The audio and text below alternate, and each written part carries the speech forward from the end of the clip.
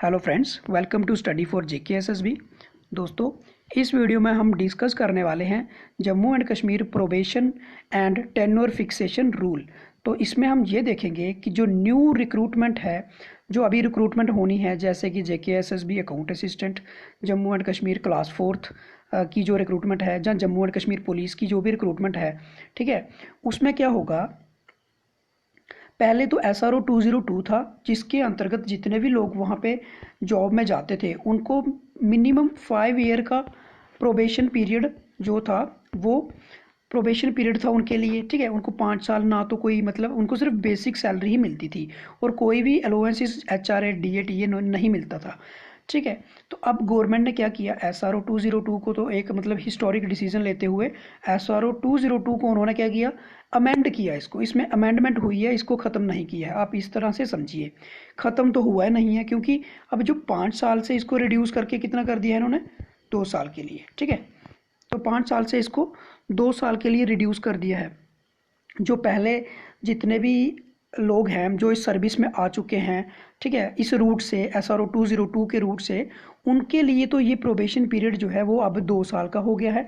लेकिन जो बच्चे नए सिरे से आएंगे, जो बच्चे अब फिर से रिक्रूटमेंट प्रोसेस के थ्रू इस जॉब्स में आने वाले हैं, जैसे कि अकाउंट असिस्टेंट लग जाते हैं या फिर क्लास 4th की जॉब लेते हैं, तो उनके लिए ये रूल फिर से यही रूल है कि उनका जो प्रोबेशन पीरियड है वो 5 साल से रिड्यूस करके अब 2 साल का हो गया है। तो कुछ लोग ये समझ रहे थे कि जो प्रोबेशन है वो सिर्फ उन्हीं के लिए है जो इससे पहले SRO 202 के अंदर मतलब कि जॉब ले चुके हैं, लेकिन ऐसा नहीं है।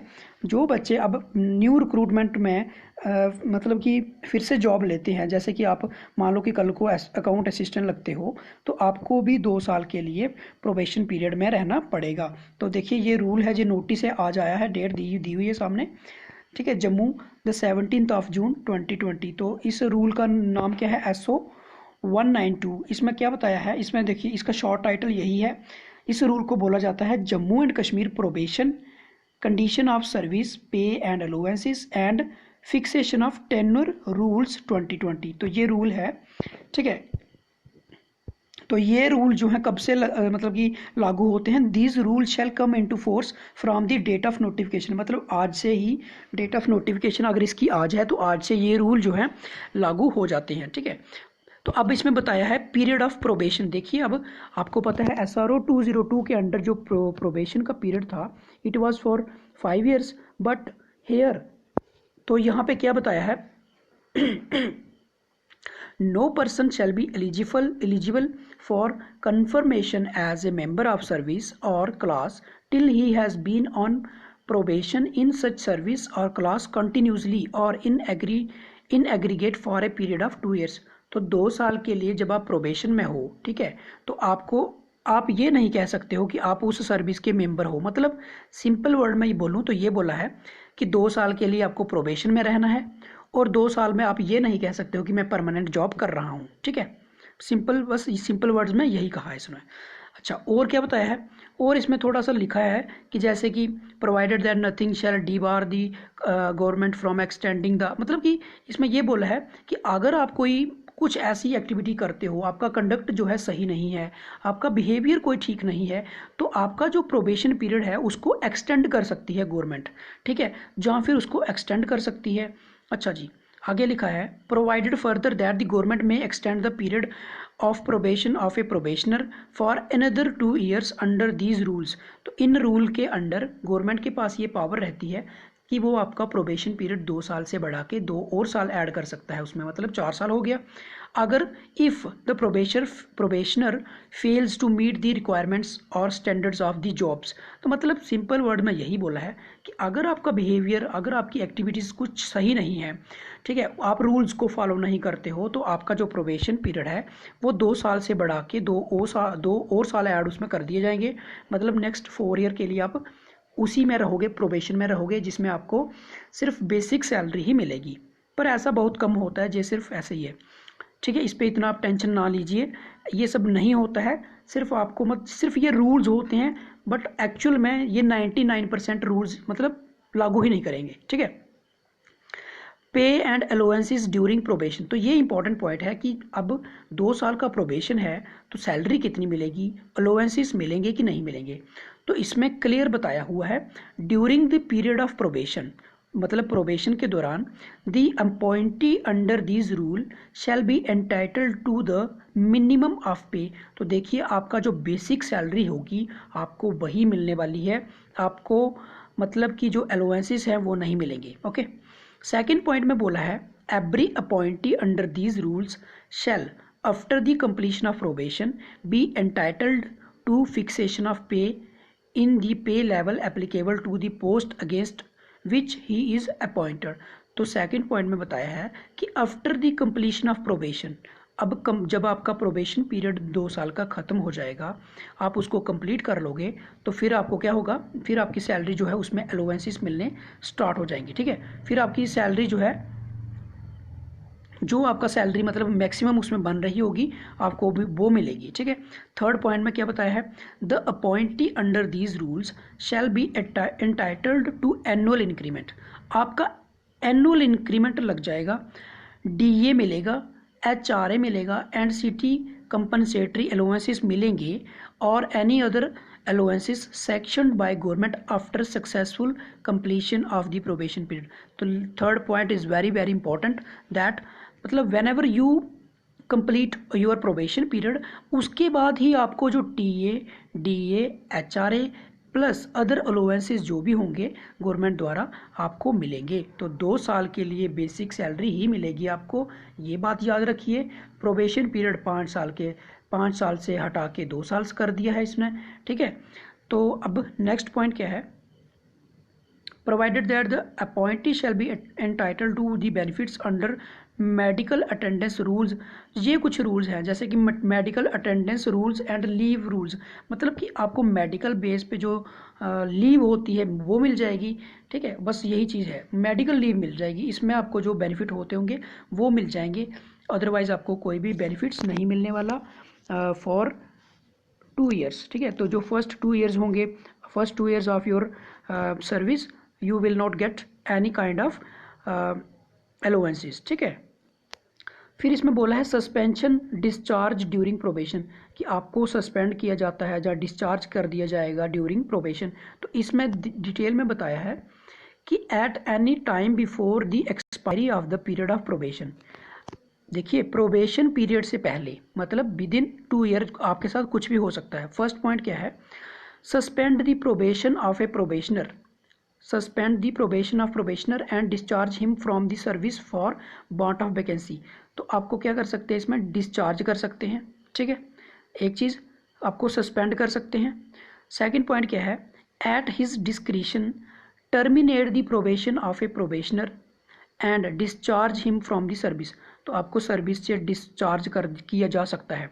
तो ये तो मैंने आपको पहले भी बताया कि आपको जब आपका कंडक्ट ऑफ सही नहीं होगा, ठीक है, बिहेवियर सही नहीं होगा, तो आपको 2 साल के अंदर अंदर आपको मतलब ये तो उनकी डिस्क्रिशन है कि आपको अगर उनको लगता है कि आप सही नहीं काम कर रहे हो तो आपको टर्मिनेट कर देंगे, आपकी सर्विस को टर्मिनेट कर देंगे, जहाँ आप सस्पेंड कर सकते हैं आपको कुछ समय के लिए।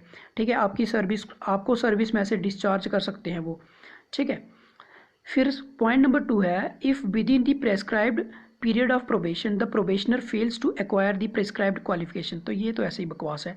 देखिए सेकंड पॉइंट में ये लिखा है कि अब अगर उसके बाद आप कोई ऐसी कोई क्वालिफिकेशन है जो आपके लिए सेट की जाती हैं और आप उस क्वालिफिकेशन को फॉलो नहीं कर पाते हो, ठीक है, आप उसके क्राइटेरिया को फॉलो नहीं करते हो, एलिजिबिलिटी में नहीं आते हो, तो आपको क्या कर दिया जाएगा, आपको रिमूव कर दिया जाएगा, डिस्चार्ज कर दिया जाएगा। तो ये सब तो मतलब ना के बराबर ही है। ठीक है, फिर और क्या है इसमें, पॉइंट नंबर 4 है where as a probationer has before the commenced his probation already acquired any special qualification or passed any special test has acquired such other qualification as may be considered by the government to be equivalent to the said special qualification or special test he shall not be required to acquire। कुछ नहीं, बेकार है। Point number 5 condition of probation. अब probation में क्या शर्तें हैं, देखिए if at the end of the prescribed period of probation the appointing authority considers the probationer to be suitable for membership. It shall as soon as possible or in case failing under subsection 3 of rule 4 कुछ नहीं है, कुछ नहीं है, ठीक है। बाकी इतने काम का नहीं है आपके। हाँ, ये काम का पॉइंट है एक, fixed tenure of 5 year on initial appointment. देखिए इसमें ये बताया है, the appointee under this rule shall have to necessarily work for a period of 5 year on the post against which he has been initially appointed, and such appointee shall not be eligible for transfer for whatsoever reason during the period of 5 year. तो 5 साल के लिए भाई साहब एक ही जगह पे आपको काम करना है, ना तो आपकी ट्रांसफ़र होने वाली है और ना ही आपकी प्रमोशन होने वाली है। तो 5 साल के लिए आप मान के चलिए कि अगर आप अकाउंट असिस्टेंट लगते हो तो आप अकाउंट असिस्टेंट ही रहने वाले हो।